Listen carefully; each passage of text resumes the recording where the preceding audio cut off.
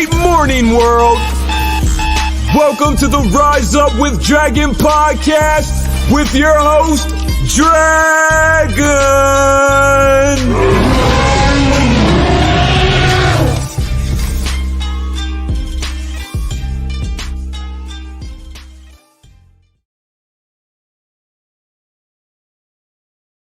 Great morning, world. It's your boy Dragon coming to you oddly on a Thursday. Usually we have our morning show that runs live sometimes on Fridays, but today it's a Thursday to accommodate our special guest. And I say great morning to everybody. Very excited. Just as a timestamp, Chicken and I just got through the infamous second shot of the COVID vaccination. And I'll tell you just quick something funny about that is when we woke up the day after we got it, we said, oh, this is nothing. We felt great.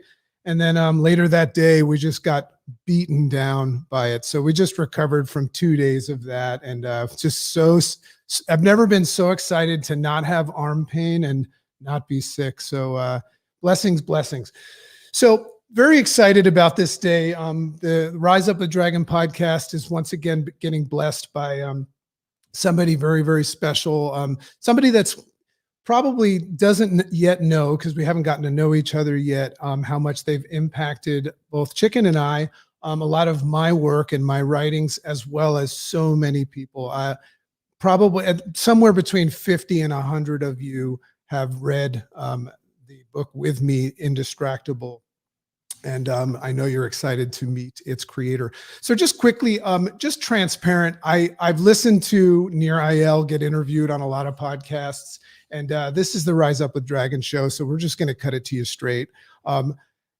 Basically, what happened is that, I've been entrenched in this work in my book, and I'm working on this thing that I refer to as the IRS, the Interface Response System.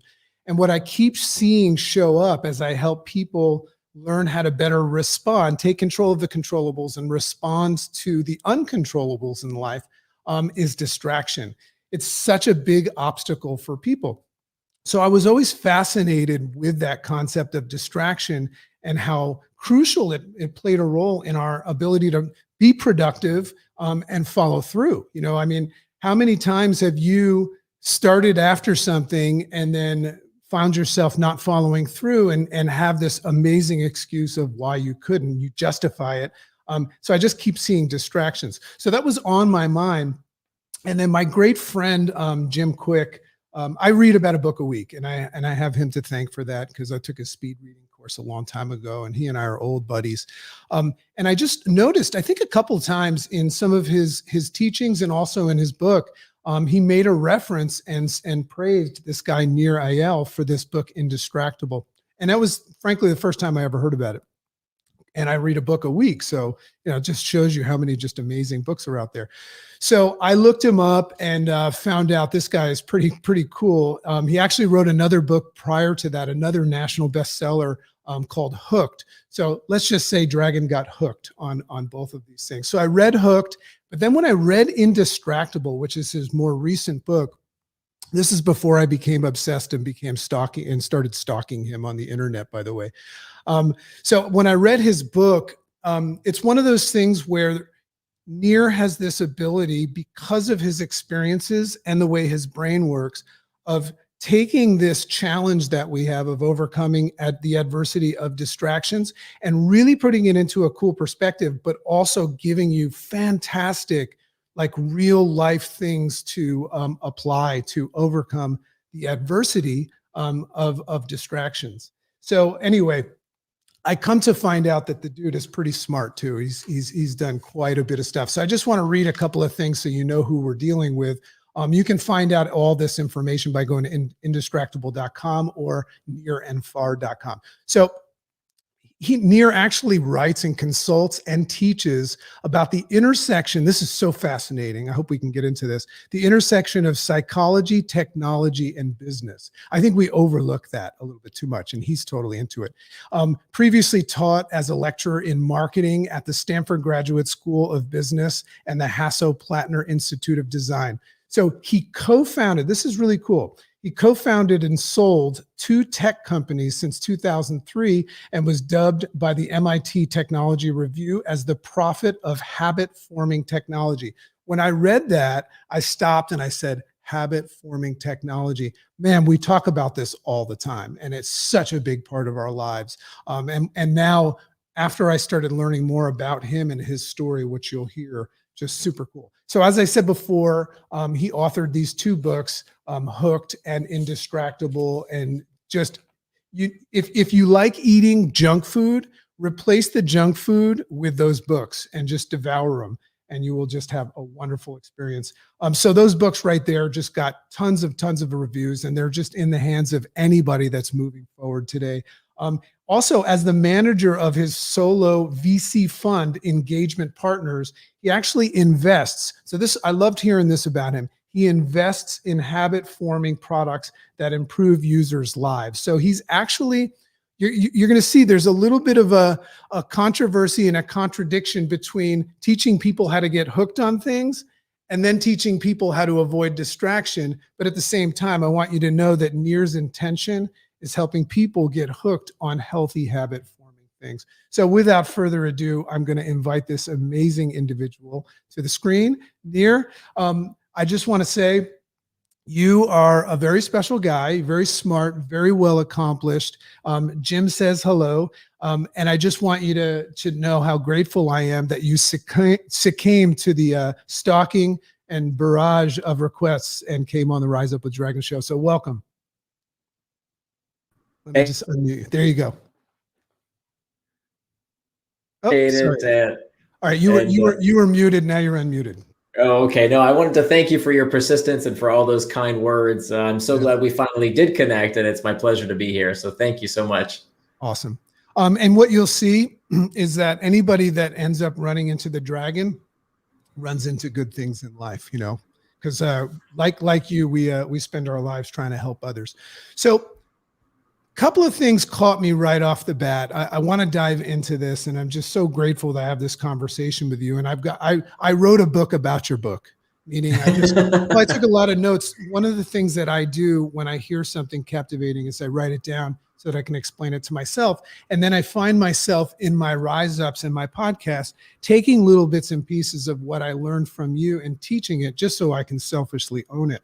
Hey, that's a huge compliment, right? When someone can remix your work and make it better, that's awesome. Oh, wow. He's humble too. Okay. So first and foremost, going back pre-hooked, just to set the stage, what prompted you, when did what prompted you first to take an interest in habit-forming technologies? Yeah, I would say if I really wanted to go back far into my history, I think what started my fascination with what I call behavioral design, which is the application of consumer psychology and behavioral economics to change consumer behavior at large.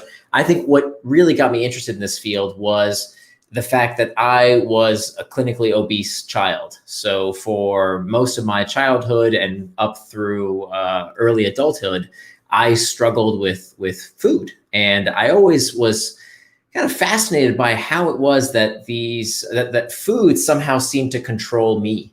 And I remember being really intrigued by all the tricks that the food manufacturers would use to get us to buy their products, and how they would particularly market to children, and all the tactics they used. And some of them were pretty sneaky. And I remember wanting to learn more. And at one point, I remember blaming the food companies for the fact that I was clinically obese. And I really struggle with this. You know, my parents took me to fat camp, and I remember like the whole, that whole experience, and going to the doctor's office, and the doctor saying, okay, here's normal weight on a chart, here's normal weight, here's overweight, and here's you're all the way over here in the obese category. And it was really something that I struggle with. I grew up in Central Florida, and in my little condominium complex, we had one pool, and a bunch of kids in the neighborhood would go into the pool every day after school.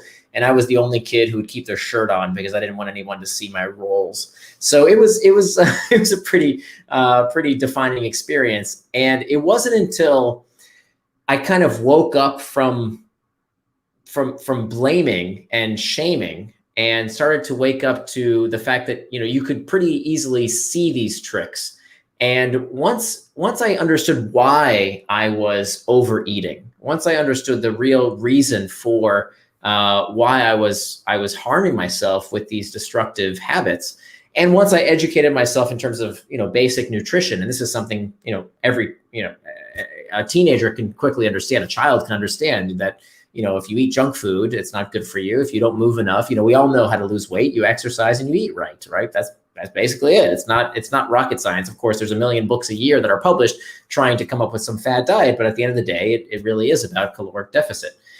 But once I understood that, I regained control over my life when I started to understand the reason I was overeating, as is the case with most people who struggle with their weight. I wasn't eating because I was hungry. I was eating because of my feelings, right? I was eating to escape. I was eating when I felt bored. I was eating when I felt lonely. I was eating when I felt guilt and shame over having overeaten. And it wasn't until I realized these deeper reasons for why I was doing the things I was doing that I started to regain control over my life. And that was a pretty formative experience for me. And so I kind of kept that experience throughout life. And when I had the opportunity to go in depth into the study of how various products change behavior, that kind of was something that pulled me in. It just naturally attracted me. I wanted to dive deeper. And so, the modern equivalent of food that's designed to get you to eat it today is our technology that's designed to get you to use it. And so I would, back a few years ago when the rise of Facebook and Twitter and Instagram and WhatsApp and Slack, when I saw these companies really hitting their stride, I wanted to understand how they do it. I wanted to democratize their secrets so that the rest of us could use these techniques for good. So that it's not just the social media companies and the gaming companies that use the secret psychology. Why can't we use the same principles that make Facebook so habit forming or Snapchat so engaging to build apps that help people exercise or learn a new language or connect with their loved ones? And that's exactly what my first book did. It came out of a class I taught at Stanford for several years. And that book, Hooked, How to Build Habit-Forming Products, has sold over 500,000 copies, and it's been used by every conceivable industry, from health tech to financial services to education products, all designed to get people hooked to healthy habits. So that's the first book. The second book, if Hooked is about how to build good habits, Indistractable is about the flip side. Indistractable is about how do we break the bad habits. And of course, it's different products, right? We can build good habits that help us exercise, eat right, connect with loved ones, learn a new language. We want to use technology to help us build those good habits, but we also want to be aware as consumers how we can break the bad habits to the frivolous technological distractions that can so often take us off track and prevent us from becoming the kind of people we know we can become. Dude, I so resonate with the pool scene as a kid. My wife and I own an international coaching company. I was a doctor for about 17 years, which I saw was an impossible task to catch all the bodies. If you're treating symptoms, you're not getting anywhere. You got to go upstream. And my distinction came because, when you experience what it's like to be the little fat kid or the kid that's a little bit self-conscious, it makes sense that you'd go on a tear to do everything possible to take that pain away from other people. And I recognize that as a kid, but very, very much resonate with that. And it makes total sense why you went on to do all of these things that you've ended up doing. Here's my question. When I started reading your book, and I'm referring to Indistractable right now, because, it's like what you're basically saying is we forgive everyone for not what you do. It's like we beat ourselves up for all these downstream side effects and symptoms that we're experiencing. But meanwhile, when we look upstream, you're like, well, I didn't wake up and just say I'm going to be fat and lazy and upset. That wasn't a conscious decision I made. So that gives rise to this idea of what's happening? What's programming me to be this way? So it seems like that was where your fascination went. But at the same time, there's a couple of things that I'm noticing in there. If we're teaching companies, and I know your intention was to teach companies how to use this technology to get people hooked on positive things, but you got to admit somebody's going to use that reverse technology. I mean, I read an article one time way back when about Nabisco, and this just blew my mind about how Nabisco was testing whether or not Oreo cookies were ready for market. And what they did in the article is they noticed that they had this little kids room where the employees put their kids during the day, and they would put a bag of Oreos out there and watch the kids eat them. And they waited for the moment after all the chemistry was right for the kids to eat the whole freaking bag and fight and ask for the last one. Then they knew it was ready for the market. So when I started learning about that stuff, I was like, yeah. Houston, we have a problem here, you know? Well, yes and no. Yes and no. I hear where you're coming from, and it sounds super sinister when you tell it that way.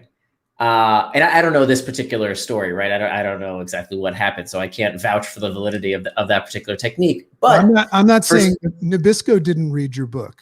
yeah. Of course, my book wasn't out back then. But here's the thing: what's the alternative? Like, Nabisco, can you please make cookies that aren't delicious? Apple, your phones are really engaging and user-friendly. Can you please make them less user-friendly? Netflix, your shows are really fun to watch. Please make worse shows. This isn't a problem. This is progress. We want products to be awesome. I want to live in a world with Nabisco cookies because Oreos are freaking awesome. I don't want to live in a world without Oreos. If I can choose it, I want the choice to eat Oreos, right? So we have to stop blaming all this stuff around ourselves. Why? Because it's not going anywhere, right? They're not going to take Oreos off the market because they're too delicious. There will never be regulation that makes Facebook less fun to use. You can't regulate that. It's the point of the product. We want these things, and they're going to keep making them. So we can't change that. We can't somehow, travel back in time. We don't have such the ability. And in fact, people have been distracted since time immemorial. Before the internet, before the iPhone, before Oreo cookies, Socrates was complaining about how distracting the world was and how all the kids these days are so distracted. People have been talking about this forever. There's never been a time where people haven't been complaining about one thing or another distracting them. So here's the kicker. We always blame the stuff outside ourselves, and that's never the solution. Now, some people, they don't blame things outside themselves. They blame themselves, right? This is what I used to do. We call these people shamers. So you have the blamers and you have the shamers. The shamers, and this has become very popular today, they think that there's something wrong with them, right? I'm broken somehow. I need a diagnosis. I need some kind of medical practitioner to tell me that somehow my brain is broken, right? Therefore, I will have a reason for my behavior, right? And now, look, some people do actually have dysfunctions. It's a tiny, tiny fraction of the population. The amount of people who think something's broken with them is many orders of magnitudes higher than the actual proportion of people who really do have something that needs to be treated. Or people say, well, this is just part of who I am. I have a short attention span. I have an addictive personality. I'm no good with time management. And of course, that makes things worse because shame is a very uncomfortable psychological state. And what do we do when we feel shame? We look to escape it with, guess what? More distraction. So when I felt shame about overeating, I didn't think to myself, how can I cut back? No, I ate my feelings. And that led to even more of the behavior I was trying to escape. And I gave myself an excuse. Well, I have a slow metabolism or some other BS, right? So we don't want to be blamers. We don't want to be shamers. We want to be what we call claimers. Claimers claim responsibility not for how they feel. This is a really important point, okay? You do not control your feelings. You only control how you respond to those feelings, hence the term responsibility. So it's almost like the urge or the feeling to sneeze, right? If you have the urge to sneeze, you can't control that urge. You already had the urge. You already had the feeling, right? You can't control that feeling. All you can control is what you will do in response to that feeling. Are you going to sneeze all over everyone and get them sick? Or are you going to do the responsible thing and cover your face when you have to sneeze, right? So it's about how we respond to those sensations. And the same goes for how we respond to all kinds of temptations, right? Do we give in because we feel that impulse? Or do we learn to manage that impulse, that urge, in a healthy way that leads us towards what we really want to do as opposed to towards distraction? I'm in love with your perspective, man, and it's so rare. And it's just overall, it's solution focused rather than problem focused. And I'm a very, very much, I think we come from the same tribe, you and I, but I'm also very much into things like Buddhism and Stoicism. And one of the primary practices of Stoicism is to evaluate what's in your control and what's not. Absolutely, right. And, I can just see that most of the things that people are complaining about or feeling icky about or shaming themselves about are them trying to control uncontrollable things. Right.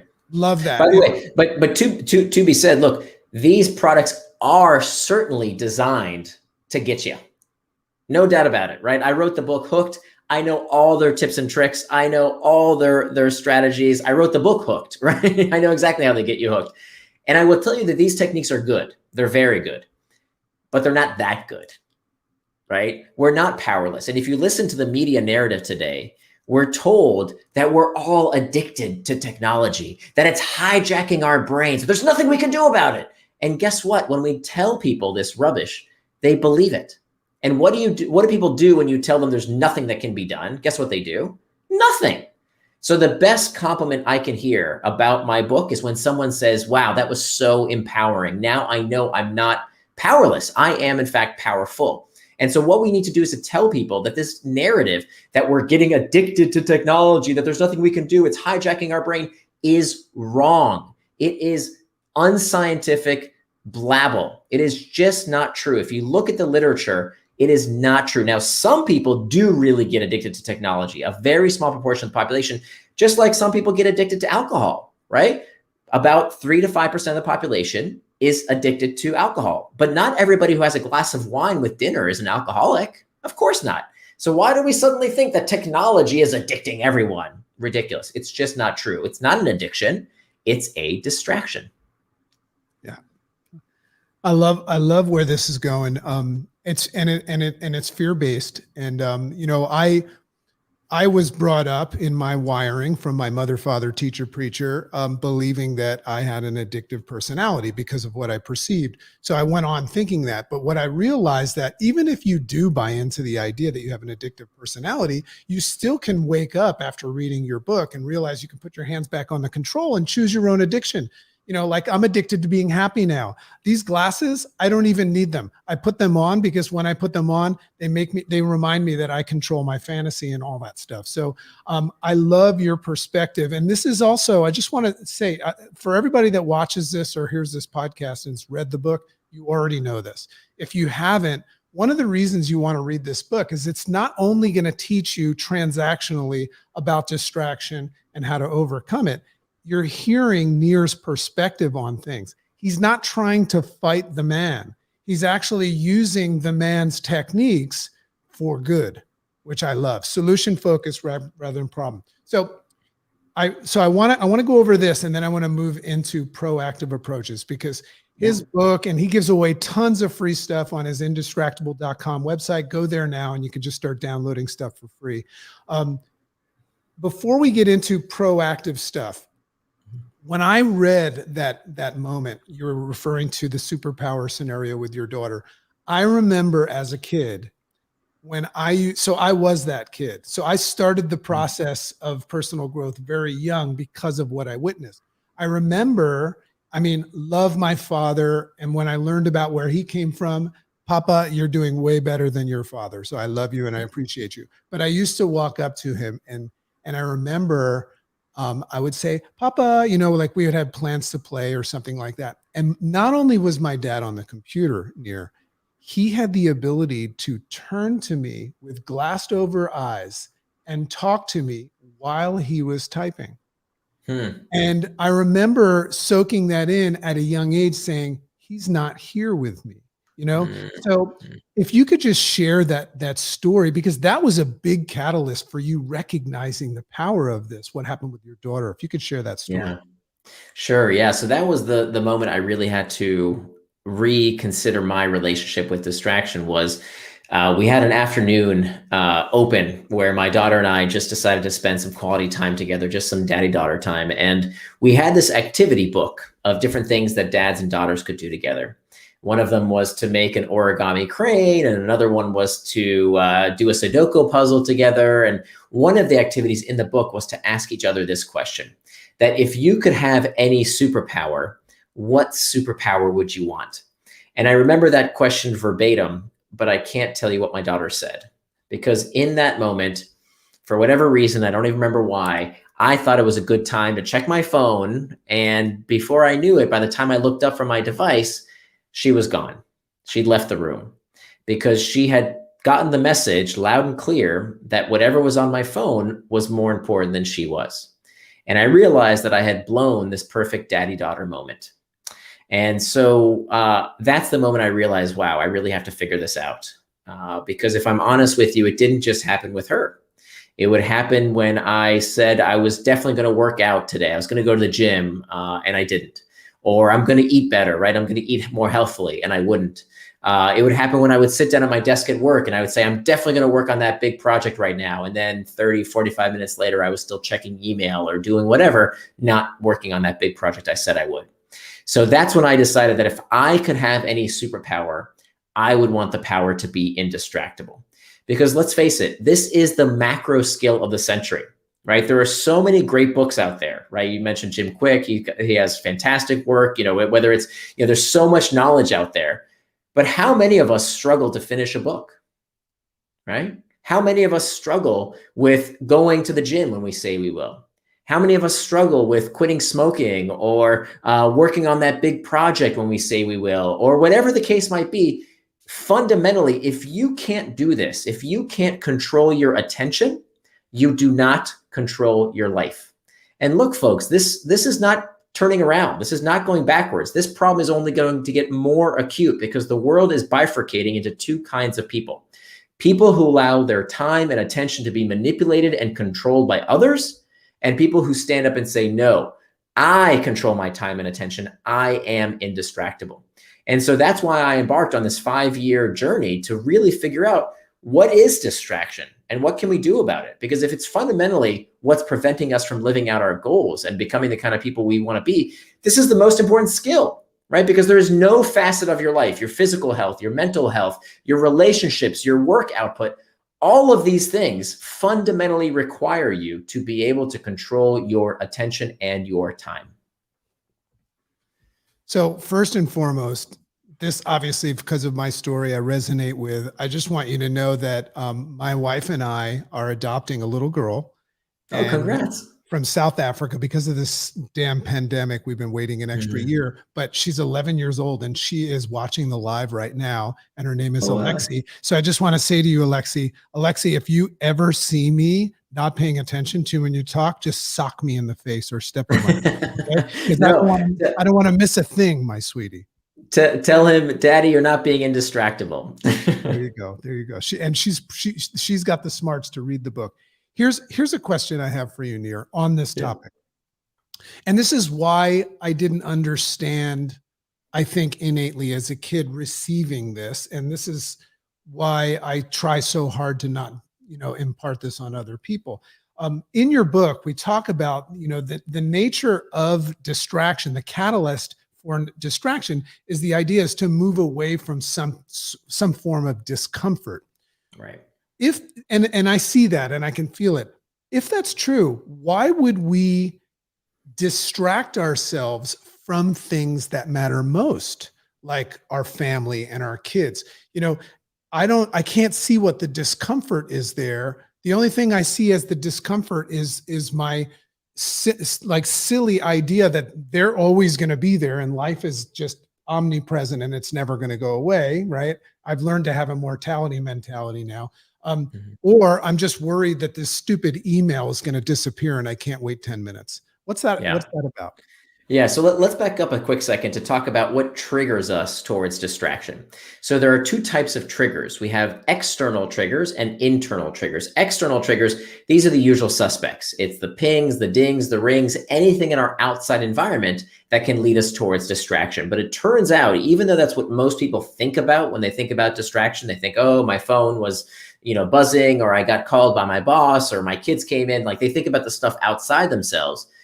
It turns out that 90%, 90% of the times we get distracted, we don't get distracted by what happens outside of us. We get distracted by what happens inside of us, and internal triggers. And studies have found this. They found that 90% of the time that you check your phone, you are checking your phone because of an internal trigger. What is an internal trigger? An internal trigger is an uncomfortable emotional state that we seek to escape from.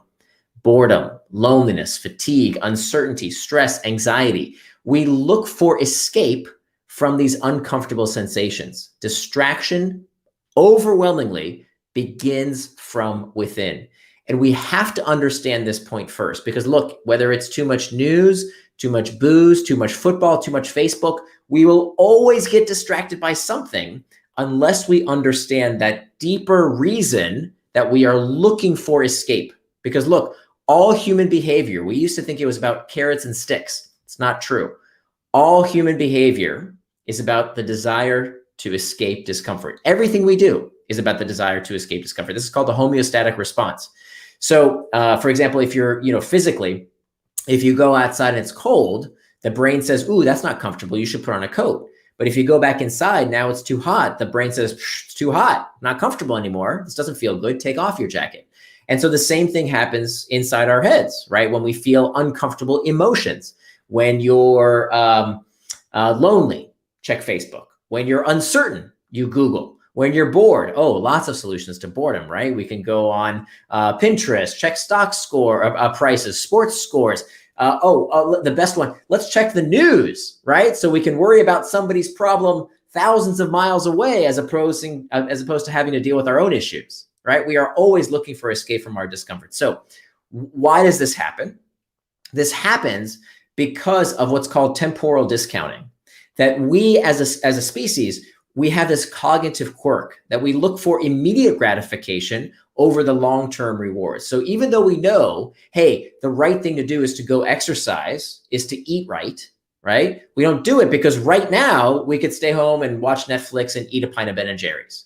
Right? We don't spend time with our kids because sometimes our kids are boring and annoying. We'd much rather just watch TV or check email, right? To escape, right? And we see this in all sorts of domains. And let me something we didn't cover. It's not about the behavior itself. Okay. So I want to be the last person to vilify any particular technology. If you want to watch Netflix all day, play video games, that's great. There's no problem with that, because any action can be traction or distraction. Traction or distraction. Traction, by definition, is any action that pulls you towards what you said you're going to do, things you do with intent, things that move you closer to your goals and help you become the kind of person you want to become, help you live out your values. So if you decide, you know what, I want to play video games for an hour, no problem, do it. You want to go on Facebook, you want to pray, meditate, paint, it doesn't matter. As long as that's what you plan to do according to your schedule and your values, great, you should do it. But if it's not what you plan to do, it's by definition a distraction. And many times those distractions, the really dangerous ones, the most common ones, are the ones that we don't even realize are distracting us. Let me give you a great example. For years, I would sit down at my desk and I would say, okay, I really have to work on that big project today. Okay, I really need to focus. I'm not going to let myself get distracted. No more procrastinating. I'm going to work on that project right now. Here I go. I'm going to get started. But first, let me check email, right? Let me just do those easy tasks on my to-do list, because then I feel productive. I'm doing work, right? I'm doing work-related tasks. I got to check email sometime today. I got to check those boxes on my to-do list at some point. But if it's not what you plan to do with your time, it's still a distraction. And in fact, it's the most dangerous form of distraction, because it's the kind of distraction that tricks you into prioritizing the easy work and the urgent work at the expense of the hard and important work that is essential for moving your life and your career forward.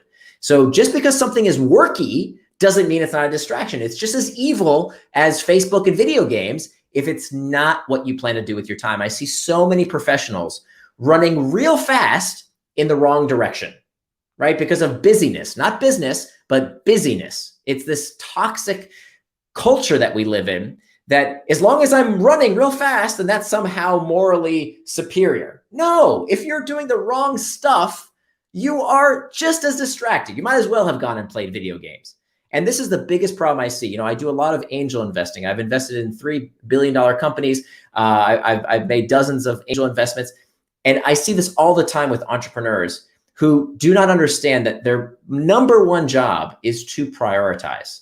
If you can't prioritize in your business, in your life, if you don't know how to properly prioritize and execute on what you say you are going to do, your business will fail, your personal life is going to suffer, your psychological well-being is going to suffer, because we have got to live with personal integrity by becoming indistractable. Yeah, I'm wondering where I can start getting tips on where to put my investments. If you're using, let's do it. You're looking at using this technology. So I assume, because I remember this was a pivotal moment when I was reading. This is what you mean by the idea of learning to be indistractable is a form of pain management. So I love that.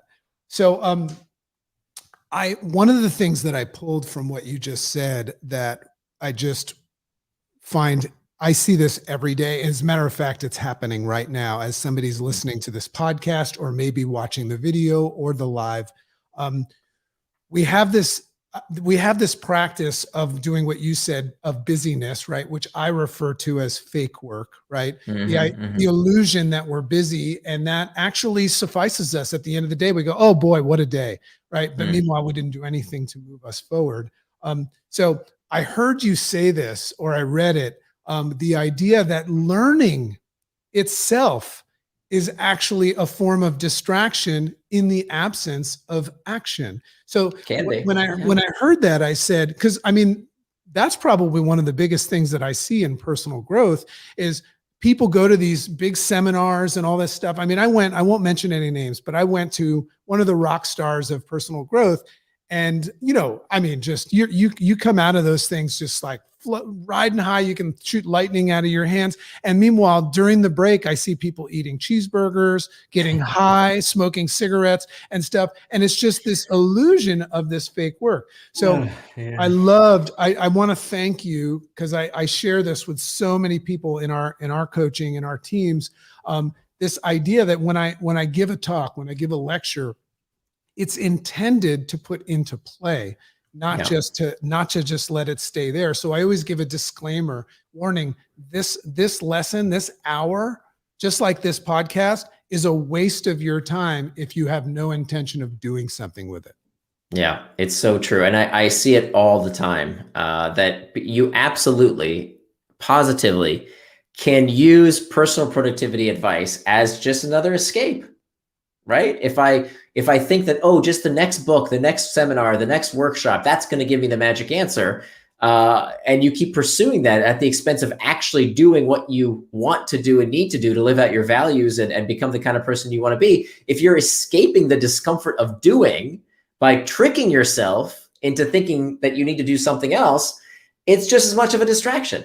And so that's why it's so important. You know, I'll walk through some of the steps to becoming indistractable. Step number one is mastering the internal triggers. You have got to figure out how you can deal with that discomfort in a way that leads you towards traction rather than distraction. There's over a dozen techniques I talk about. It's not just, you know, a lot of self-help people, they kind of just make up stuff. No, everything in the book is backed by peer-reviewed studies. Is this the stuff that you're talking about? I believe it was Bricker's work. Yes, exactly. Jonathan Bricker's work. So this comes from acceptance and commitment therapy. So he's one expert I cite. And, you know, in the book, there's over 30 pages of citations to these peer-reviewed studies. So this isn't just stuff that, you know, works for me. It's been validated with published articles in scientific journals. So there's many, many techniques that we can use. What I want to do is arm you with arrows in your quiver that you can pull out whenever you feel one of these internal triggers that might take you off track, whether it's anxiety, stress, fatigue, loneliness. you need to have a plan in place to know what you are going to do when you feel that discomfort. So that's step number one, mastering the internal triggers. Step number two, and this is a big part of the antidote to making sure that you don't get distracted by, something as positive as learning. You can get distracted by too much self-help as well. The only antidote to that is to turn your values into time. Turning your values into time. What do I mean by that? If you don't know what it is you wanted to do with your time, you have no right to say you got distracted. Because how can you say you got distracted if you don't know what you got distracted from? Let me say that again. You cannot say you got distracted if you don't know what you got distracted from. Most people, the vast majority, 99% of the people out there, do not keep a time-boxed calendar. This is no longer optional, or just don't complain, okay? Just suck it up and admit that your life is being manipulated by other people and you're okay with that. Because if you don't decide in advance how you want to spend your time, and I mean down to the minute, you are letting other people, commercial interests, your boss, your kids, your spouse, whoever, dictate that time for you. So you have got to stop once a week for 15 minutes. This is how long the practice takes. I do this every single week on Sunday nights. It's in my calendar. I sit down and I ask myself, how can I live out my values by turning my values into time? Now, what are values? Values are defined as the attributes of the person you want to become. So once a week, I ask myself, how would the person I want to become spend their time? Now, the answer is not going to be, I want to be the kind of person who spends 6 hours a day on social media or consuming Tony Robbins videos or whatever in excess, right? Now, a little bit of that is fine, right? Yeah, some self-education is fantastic. Going and playing video games or doing whatever you want to do with your time, wonderful. Put that time in your calendar. You should have time for entertainment, education, whatever it is that you find fun and fulfilling. But do it with intent. Don't do it to escape a bad feeling, because procrastination and distraction is not a moral failing. It's not a character flaw. It's simply your inability to deal with that discomfort in a healthy way that leads to traction rather than distraction. So if you plan out in advance, okay, I want to spend this much time with my, exercising. I want to spend this much time with my friends. I need to spend this much time doing focused work at work. I need to spend this much time being available to my colleagues. I need to spend this much time doing email, whatever the case might be. By having that structure in place, that is the only way to know the difference between traction and distraction in your life. I love that. When I got to that part, and I just want to say to everybody listening, if you've read the book, great. If you haven't, read it. But I recommend, I talked to Jim Quick, who teaches speed reading, and we always talk about, and his book was like this too. There's certain books that are tough to speed read because I stop and make notes so often. So reading, because I know a lot of people are into Audible and things like that. I read his book and listened to it with his voice, which you get a little bit of his humor and satire in that as well. And it was the second run through that really, really prepared me and helped me take ownership of that. So we're coming to the end of this session, and I just want to state a couple of things that you're also going to get from the book. He talks in the book about some amazing tools. He uncovers all this stuff, but then gives you easy, like he said, arrows from the quiver. I love that analogy. He gives you concepts like hacking things back, like hacking back your desktop and things like that. And he also teaches you about making pacts. Could you just talk a little bit briefly before we end on making pacts? I love that idea. And I know that there's some research behind it as well. I know. So by the way, my beginning of my story, my BD before Dragon Story is I lost 80 pounds. And one of the things that I did, it was 14 years ago. That started my whole journey to help other people. But one of the things that I did is I made a pact with the two most important people in my life, my two boys. And I looked, because I always said, I'll die for my children, but I never lived for them. So I said to my boys, I said, I want you to look me in the eye. Daddy is going to do this, and you just watch me, because I'll never let them down. That was a lot of pressure to put on myself, but I saw that as a pact. Tell us a little bit about pacts. Sure. So just to recap, so step number 1 is mastering internal triggers. Step number 2 is making time for traction, turning your values into time. Step number 3 is hacking back all those external triggers.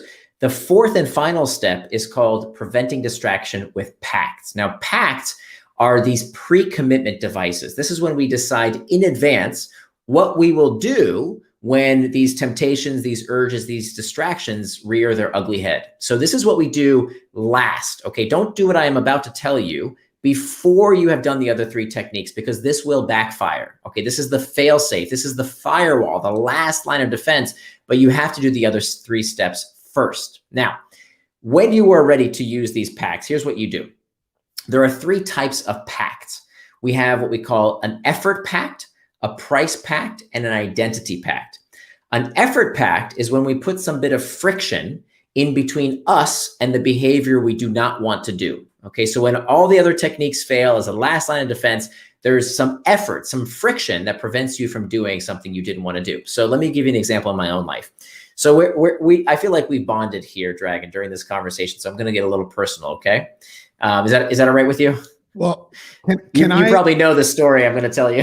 Can I officially tell people that you're my friend now? I mean, absolutely, okay, with pride. Go ahead. Can I give you permission? Okay, we're going to talk sex. Okay, so I've been married for over 20 years now. And a few years ago, while I was writing this book, my wife and I were having problems with our sex life. Namely, that every night when we went to bed, my wife was fondling her iPhone and I was caressing my iPad at the expense of us being intimate. And so this had to change, right? We had no sex life. Our sleep was suffering. We were getting to bed later and later because we were on our devices as opposed to being intimate and being together. And I think a lot of couples experience this. So what do? We went through those 3 steps of the Indistractable model. And then when we came to the last line of defense, we used an effort pact. Now, remember, an effort pact is when we put some bit of friction in between us and something we don't want to do, the distraction, the thing that takes us off track. So what did I do? I went to the hardware store and I bought us a $5 outlet timer. Now, this outlet timer turns on or off at any time of day or night that you program whatever you plug into it. What do we plug into it? Our internet router. So every night in our household at 10 p.m., the internet shuts off automatically. We don't have to think about it. Why? Because we have made a pre-commitment. We have made a pact that at 10 p.m., we need to shut down for the night, start brushing up, get ready for bed so that we can be together, get rest, and maybe more, right? So what's interesting about this is that, I could turn the internet back on. I could go and, fiddle with it and unplug and replug. I could do that. Of course I could. But the point is that it added some friction. It added a moment of mindfulness when I asked myself, wait a minute, do I really need to be on the internet here? Is this really what I said I was going to do with my time? Am I lying to myself? Am I cheating to myself here and my relationship with my wife? Or, it's okay. I can check those emails tomorrow. I can check social media later. I can finish that Netflix movie later on because this is what I said I'm going to do. I said from 10 o'clock, that's when I'm going to have some quality time with my wife. It's when I'm going to get some rest. And that's what I'm going to do. So as a last line of defense, I put that effort pact in place to make sure I did what I said I'm going to do. The interesting thing is that now we don't even need that router. We've habituated to the fact that everybody in my household knows, okay, 10 o'clock, the internet's going to shut off. So that means you got to wrap up real quick because, like it or not, there's not going to be any internet access. And now we don't even really need it, to be honest. But it was very, very effective. I love that. And I know that, so everybody calls me Dragon and they call my wife Chicken, and Chicken is in love with this concept. I love that. We actually practice something similar. We call it Twilight Hour. And Twilight Hour is at 10 p.m. We don't go that far. Maybe we just didn't want to spring for the $5, but we just turn off technology. And we made an effort pact around that. And you know what? If I'm being 100% honest, it's not perfect, but what it does is it sets a ground rules. So at least one of us, we just need one person to be conscious of it and say, hey, hello, 10 p.m. So it's dramatically changed our lives as well. And by the way, you don't have to do everything all at once. Okay. Like even just bringing awareness to, wait a minute, I said I was going to go to bed at 10 p.m. And look, everybody gets distracted from time to time. Even I get distracted from time to time. That's okay. The definition of indistractable is not someone who never gets distracted. It's someone who understands why they got distracted and they do something about it. There's an awesome quote. Paulo Coelho said, "A mistake repeated more than once is a decision." A mistake repeated more than once is a decision. So if distraction gets you once, okay, it happens, right? A distractible person lets the same distraction happen again and again and again. They make the decision to be distractible. How many times can we complain about technology distracting us before we freaking do something about it? So an indistractable person says, okay, you got me once, distraction. It's not going to happen again. I'm going to take steps right now by following these 4 steps. What is it, right? Was it the internal trigger? Do I need to figure out how to deal with that sensation of, ooh, I just got to check, I got to check? Is it making time for traction? Did I not plan my day accordingly? Can I hack back the external triggers by removing all those beeps and buzzes in my environment? And finally, did I put a pact in place to prevent me from getting distracted in the future? So it's really holistic about looking at these 4 steps and then making small tweaks. I still adjust from time to time because life changes, right? Things happen. So again, it's about understanding why you got distracted and making those adjustments so it doesn't continue to distract you in the future. I love this, man. You know, one of the things that I became conscious of is the power of becoming conscious. And, you know, I love the idea, because you just brought this to light, that the idea is never, it's not to, being indistractable doesn't mean that you're never going to be distracted. Being indistractable means being mindful of it happening. You know, Eckhart Tolle is just an amazing mind. And he said something one time that it comes to mind now. He says, the first step to end suffering is the acknowledgement that you are. So the first step to becoming indistractable needs to be the acknowledgement of the distraction, what it's distracting you from, and such. I see that Carol just ordered your book, and she's good. Carol, I can't believe you didn't order the book already, though. I kind of thought you did. Anyway, Nir, really, really appreciate this. On behalf of everybody that's going to listen to this, lots and lots of people are going to listen to this and then watch this. I really appreciate you taking the time. Just first of all, I'm distracted by the yellow color of the book, but it ended up being a good thing because I pick it up very often. So very, very smart there. Get the book, Indistractable. You can go to the indistractable.com website or learn more about Nir and all the stuff that he's doing at nirandfar.com.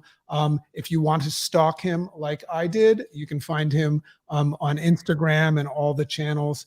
And you know, one of the things that a lot of us look to do to make change is find what they call 1,000 true followers. So I just want you to know that I'm one of them. So anytime you say jump, we're going to just say how high. Oh, you're awesome. I really appreciate that. Thank you. So you know what, the best thing for an author is to see that someone took the time to read my work, to apply to their life, to share it with others. You've done me a huge favor by doing all the above. So thank you so much.